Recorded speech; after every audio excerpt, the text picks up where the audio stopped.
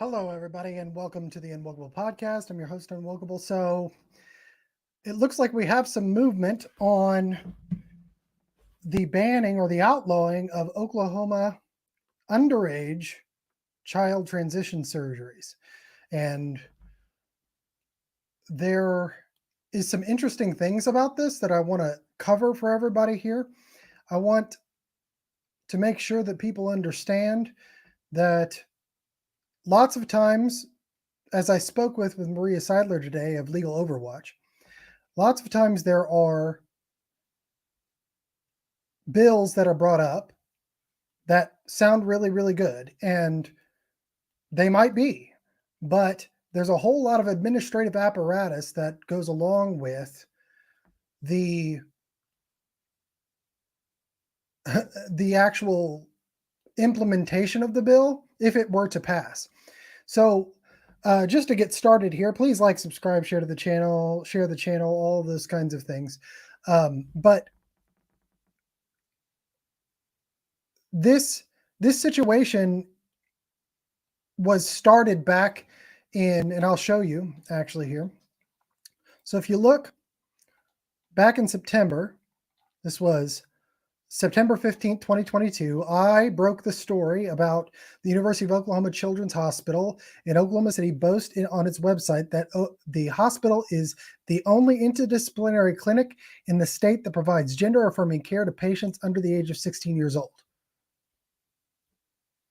So there is this story was started, and it took a little bit to take off, but once it did, you might have seen it in the news. Now, you may not have seen me in the news because there was a concerted effort for me to not be a part of that. But there was a write-up in the Washington Post. There was a write-up in several different things.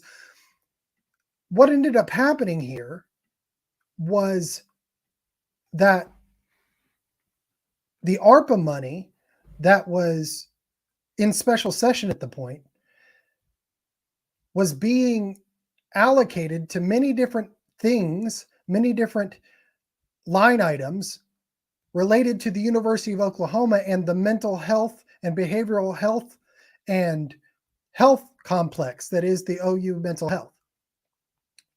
So there are a lot of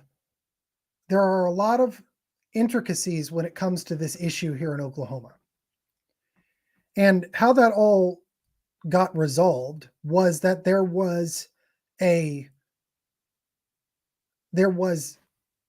agreement by the University of Oklahoma to stop doing transition surgery so they could get their money, or stop doing underage hormone therapies and transition surgeries so they could get the money to help build the apparatus to do more transitions, to offer more hormone therapy.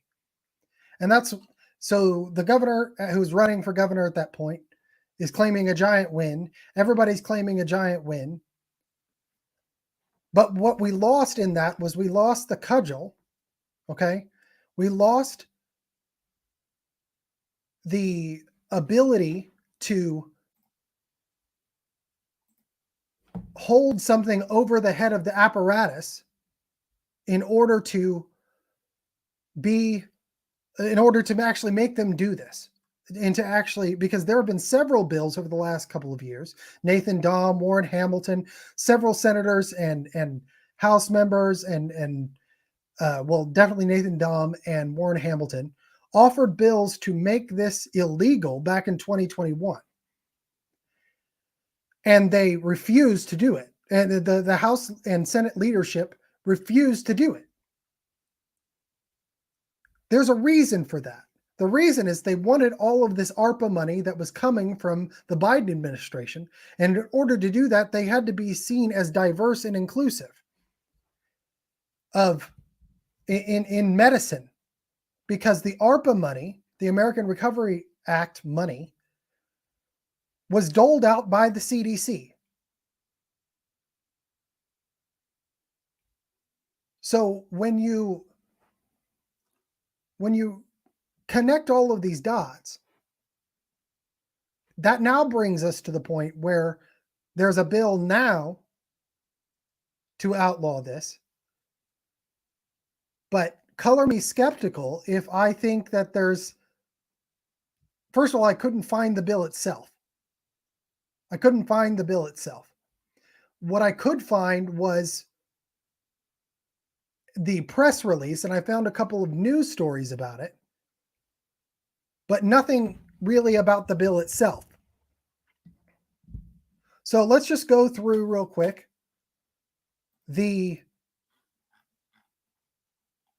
actual press release. So this is coming up. A bill has been filed. So bill filed prohibiting gender transition procedures for young people. How are they going to define young people? Again, if you want to go back and listen to my live stream today with lawyer Maria Seiler of Legal Overwatch, she explains pretty well how sometimes you get a lot of bills that say they're going to do good things and then don't end up doing those good things. But let's just dive into this real quick. So if you can see it, for immediate release, bill filed prohibiting gender transition procedures for young people. Oklahoma City Representative Jim Olsen. Now keep this person in mind because I have something to say about Jim Olsen that you need to know. Of R. Rowland filed legislation to prohibit healthcare professionals from providing gender transition services to people under the age of 21. That's good. It's a good number because doctors up until just 4 or 5 years ago universally agreed that nobody should be altering their sex organs in an unreversible way in order to, because unless they were 21 or over, you know, the age that you can actually buy beer, right?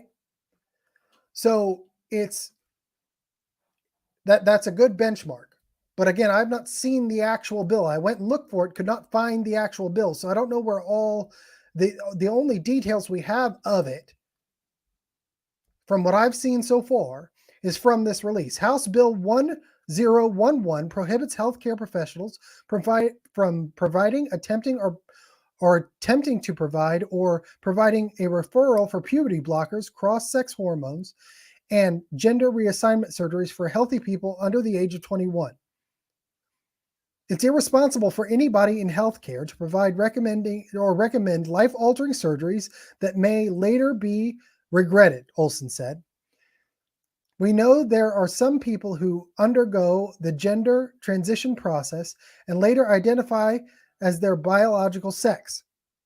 That's true. So detransitioners is what he's talking about. Performing irreversible procedures on young people can do the irreparable harm to them mentally and physically later in life. That's absolutely the truth. So that was quoting Rep. Olsen. Healthcare professional found in violation of the law would face a felony charge with a fine up to $100,000, a 10-year sentence, or both, as well as a license revocation by the appropriate licensing board. That's excellent. Additionally, the bill provides grounds for potential civil action through brought by any person. So this is really, really good because it not only offers a criminal penalty, okay, but it also offers the people who are harmed, the kids, so who are under the age of consent, to be able to file a lawsuit against the doctors and the psychiatrists and the school counselors. Well, definitely the doctors. I don't know about the psychiatrists, school counselors, but definitely the doctors who did this to them before they were of the age of consent. Right? So, additionally, the bill provides for potential civil action brought by any person. The bill states the civil liability and criminal charges may be initiated until the victim turns 45 years old. This sounds good. HB 1011 also prohibits public funds from going toward any organization providing gender transition procedures to someone under 21. Ooh. The bill includes exceptions to address medically diagnosed genetic anomalies mutations, or sexual development disorders. The legislative session begins February 6, 2023. So every aspect that I've read so far of this that they've laid out, from the $100,000 fine to the 10-year sentence or both, as well as a revocation of licenses, that's really good. That's really good because, again, you cannot, these are kids. They do not have the ability to determine for themselves that they should get a surgical procedure that could alter their entire existence. It can sterilize them. It can make them not be able to experience sexual activity in the way that they should. This is very much along the lines of what Senator Warren Hamilton had brought out. This is very much along the lines of what Nathan Dahm had supported. But the question remains this: are they going to do it this time? Because again, this was brought up at least twice in 2021 by the aforementioned senators, and they did not, and the Senate leadership refused to hear the bill. So think about how many kids and how many lives have been harmed because doctors have been allowed to do this on underage kids. And I know that there's going to be lots of people out there that would say, well, what about parental rights? What about parental rights? Well, see, here's the problem. If a kid woke up one day and said that they wanted to remove their arm, so to speak, right? And a mother or father took that child into the hospital and convinced the doctor that because some kind of psychological reason their arm should be removed because they saw themselves as a one-armed person,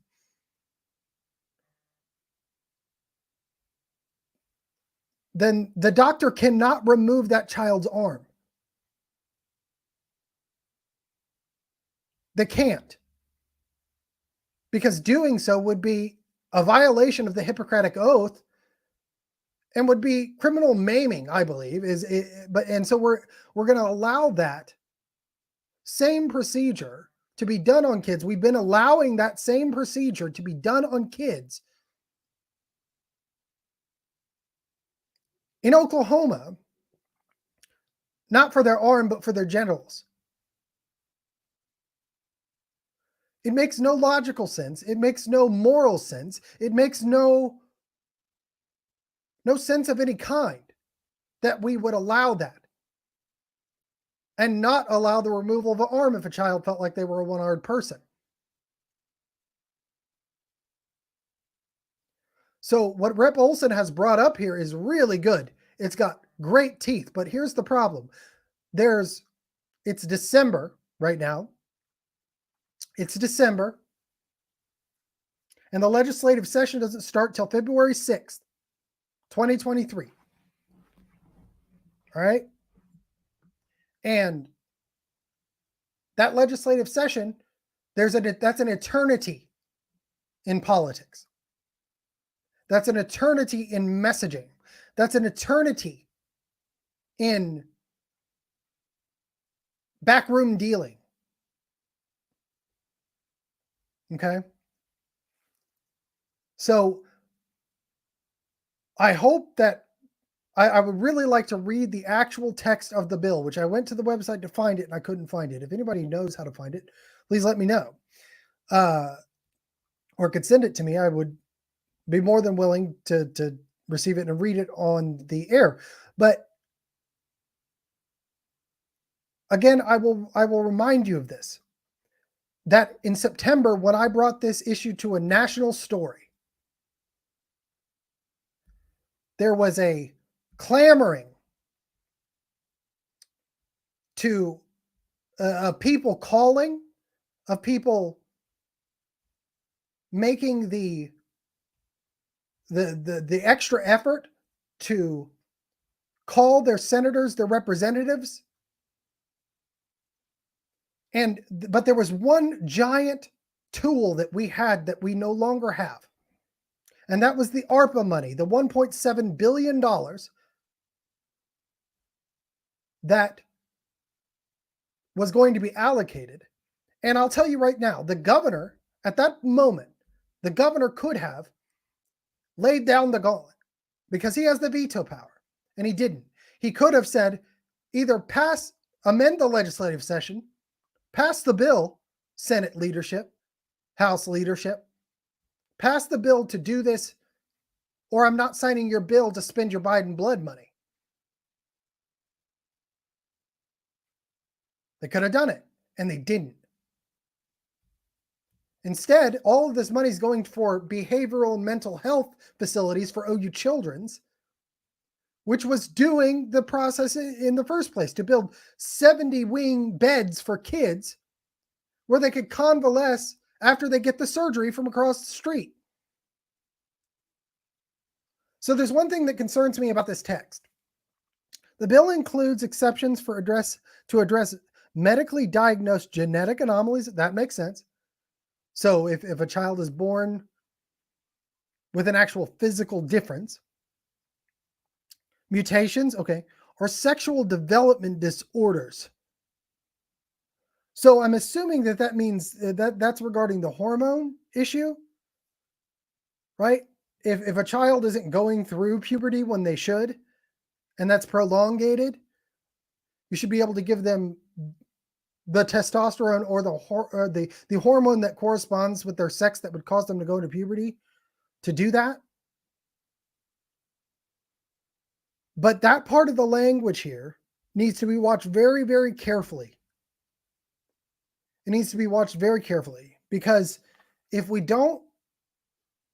not careful through amendment processes from the House to the Senate to the House, from committee to this to that one, you're going to see lots and lots of trading and no real definitions of those words in those terms. And that can be very, very dangerous. It can be very, very it can be very, very antithetical to the purpose of the bill. We saw this with the Save the Women's Sports Act. Save the Women's Sports Act supposedly saved women's sports, but it didn't because it allows for somebody to change the status of their sex via an affidavit, which would allow them as a biological male to play in women's sports. And that type of thing has happened over and over again. We saw it with HB 1775. HB 1775 was pretty good until it got to the rules process and got to the education committee under Senator Bullard, who offered an amendment to remove the actionable piece in there that would allow the state to hold administrators and extracurricular officers accountable for what they were requiring teachers to do.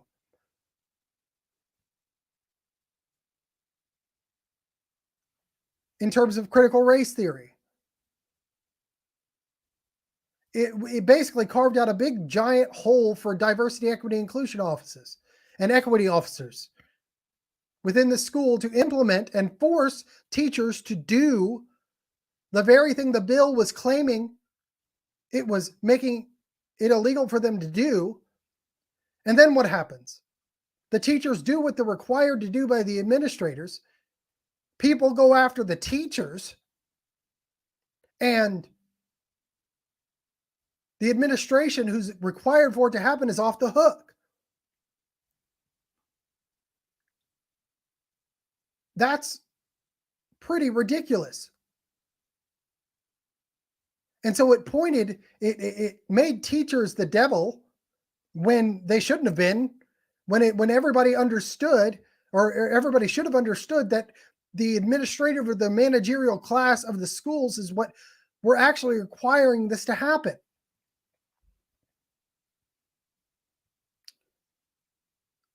And so Jim Olsen, I'm familiar with that name because he, and thinking about this now, I need to go back and read all these bills, but he brought up another CRT bill in late after 1775 that to me at the time seemed redundant, but maybe he was onto something I didn't realize, because 1775 was not 1775 was not as effective as it should have been and could have been. And as somebody who was actually consulted and asked to read the rules, I spoke at a state school board meeting in regard to the rules adoption by the state board of education. And I put in support for the rules, but I actually wrote in amendment to what I submitted to the state school board that said that they needed to add the portion back that was removed in committee to actually stop the problem.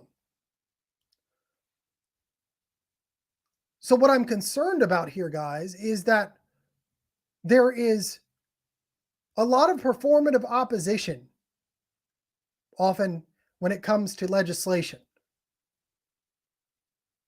There's a lot of performative opposition when it comes to the actual ability of the law to do what it says it's going to do, right? And that is concerning. Everybody should be watching these bills for what they actually do, because and how they actually come about, right? It's really important, because what they end up being oftentimes is much less effective than their title indicates that they are.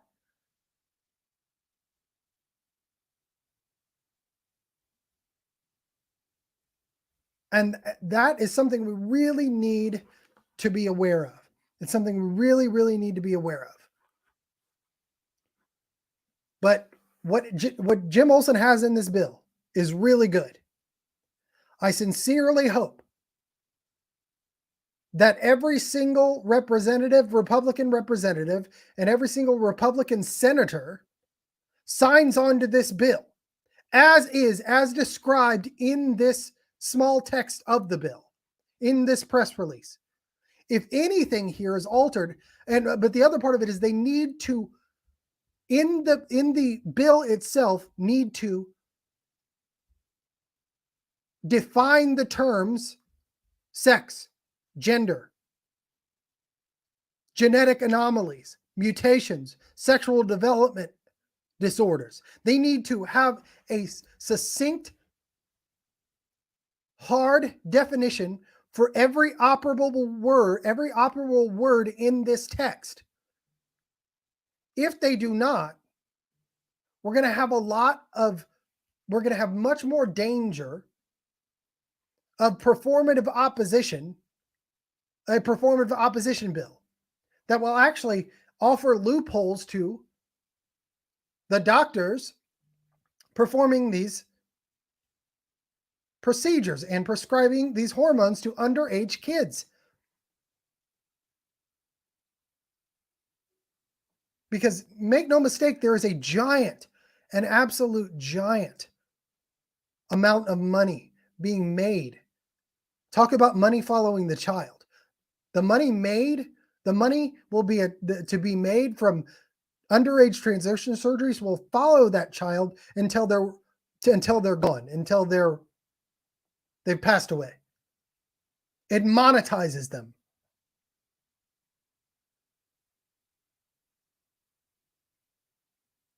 So there's going to be a giant effort to pressure senators and representatives and the governor to water down this bill, to change the language and the age and the consequences. And we've seen that over and over again.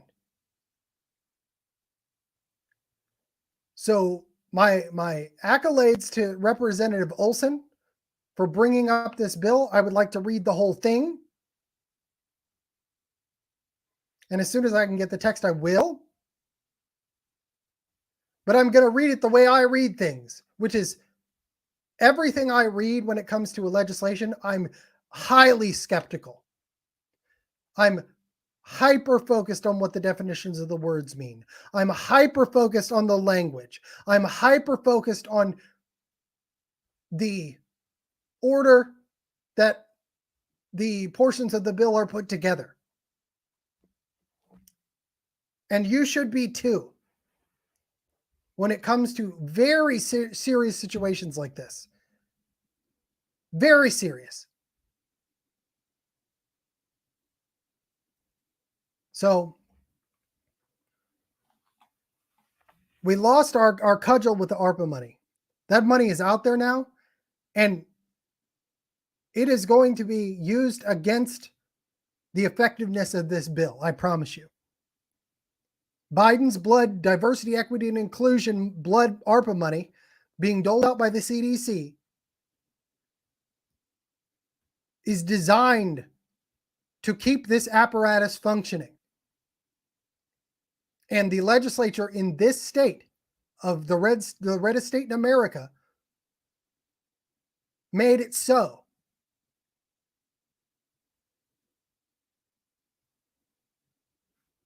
It's just something to think about, guys.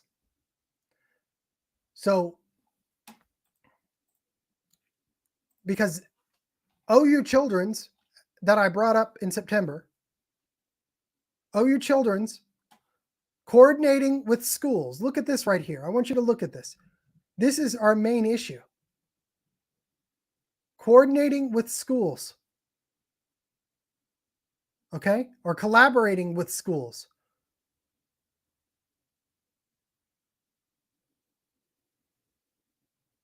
This is a bad, bad thing. They've created a pipeline. And so this bill must, absolutely must, be passed, and it must have actual teeth, and it must be free from all ambiguity in terms of the definitions of the words that are used to write it.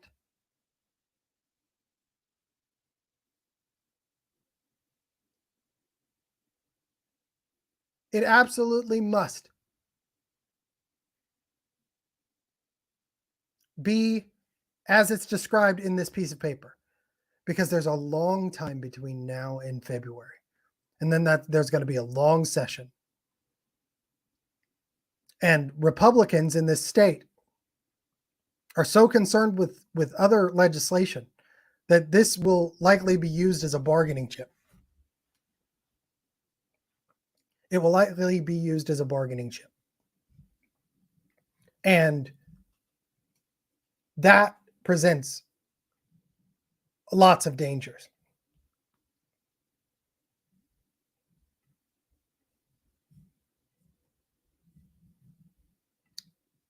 So that's what I have to say about it right now. I'm working on getting my hands on the bill. Got a special guest coming tomorrow, so keep if you're watching this, tune in tomorrow. I think it's at 11. Got a special guest, well-known guest. Want to confirm it just to make sure, to talk about this and some other issues. The last thing I have to say in terms of anything at all is when it comes to the events of the day is don't allow yourself to be a flying monkey for trolls. That's all. And I am more than willing to have an open discussion with anybody on my show or on theirs. But I'm not going to participate in James Lindsay is being attacked right now. for something that makes absolutely no sense in a very woke fashion by the left and the right. Why? My belief is it has to do with school choice. And it has to do with you're dealing with a Hegelian, woke, right side of the spectrum. And again, woke, the way I define it, is a process of manipulation. And part of that manipulation is struggle sessions online and twisting facts and jumping between post to post to post to get as many eyes, because there is this phenomenon called confirmation bias, that the first time you see something is more likely you're going to believe that thing, and they prey upon people for that. So don't let yourself be a flying monkey for narcissists. Don't let yourself be a flying monkey for, and that's an actual term that's used in psychology, where a narcissist will claim that they've been harmed, cause a big stir, and send people after others. But in this aspect, whether it's happening with me or with James Lindsay, there's very specific reasons why they're coming after us, and why you don't see them going after Chris Rufo, why you don't see them going after some of your other favorite local influencers.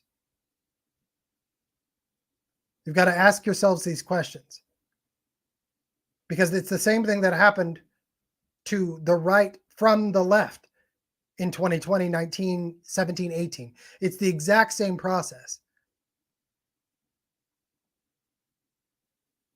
So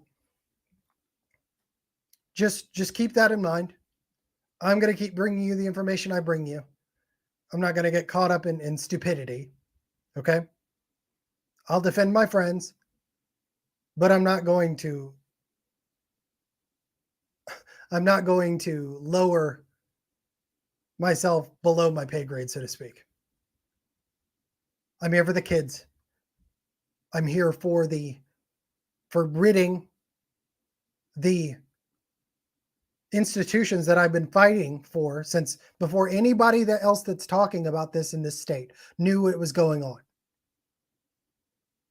Before anybody had ever heard the term critical race theory, before anybody had even recognized that the gender transition issue was a problem. I put my life, career, and reputation on the line to do this. And I didn't do it for an election. I didn't do it to support anybody. I didn't do it to get clicks. I don't need them.